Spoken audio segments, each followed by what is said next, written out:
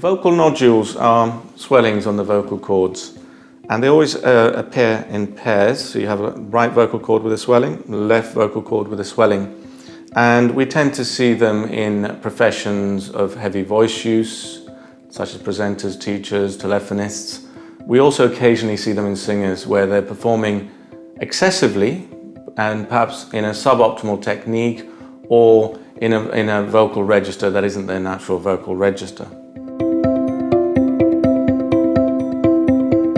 Vocal cord nodules are essentially an injury, and what you have is a poor closure technique. So rather than the vocal cords closing on a broad front, they're tending to make first contact in the middle, and that becomes a pressure point. So if you're using your voice excessively, you're not giving the voice enough rest, you're not doing warm-ups. If you're a performer, you tend to get a swelling here, almost like a blister.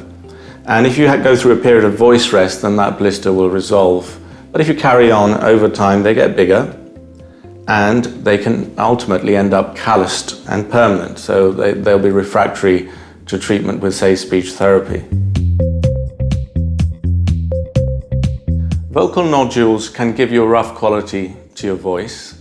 And if you use your voice over a prolonged period, it can also give you vocal fatigue and give you aches in the neck because you've actually had to try harder to bring the vocal cords together because of the gap that now exists before and after the nodule. They also affect the vibration. Now, there are some people who wouldn't actually notice that they have vocal nodules. Some singing styles, like rock performers, actually it adds character to the singing voice, so they may not want anything done about them.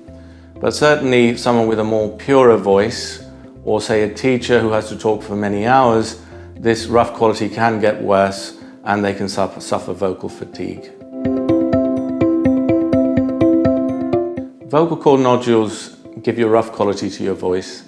There are other things that will give you a rough quality to your voice. If you've had cold or flu, you may have laryngitis and you may have a rough voice that subsequently gets better. But if we're looking at pathology on the vocal cords, nodules is one of the pathologies. You could have a cyst, you could have swelling from acid reflux, you could have some kind of benign growth on your vocal cords, or if you're a smoker and you have been smoking for quite a while, you could actually have a small tumor or growth on your vocal cords. So the guidelines are that if your voice has been poor or has been rough for more than 3 or 4 weeks, and this isn't something that you tend to suffer on a regular basis and have had looked at previously, you should have your vocal cords looked at and assessed.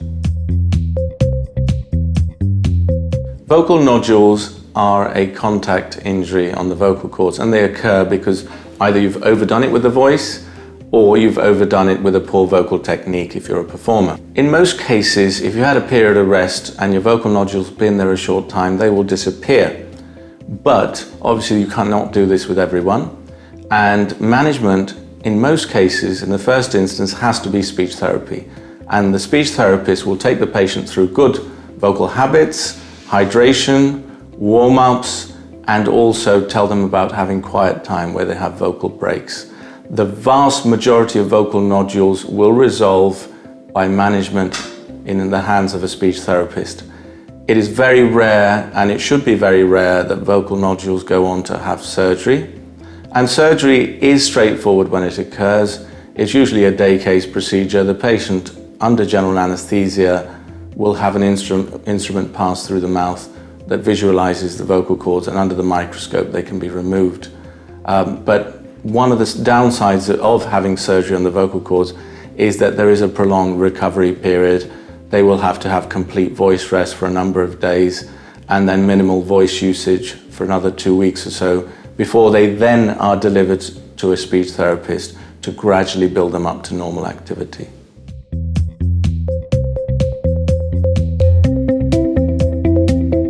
Vocal cord nodules can recur both following successful speech therapy and successful surgery. If the patient's excessive use or poor technique persists, then as I've said before, they are an injury and they have the potential for recurring.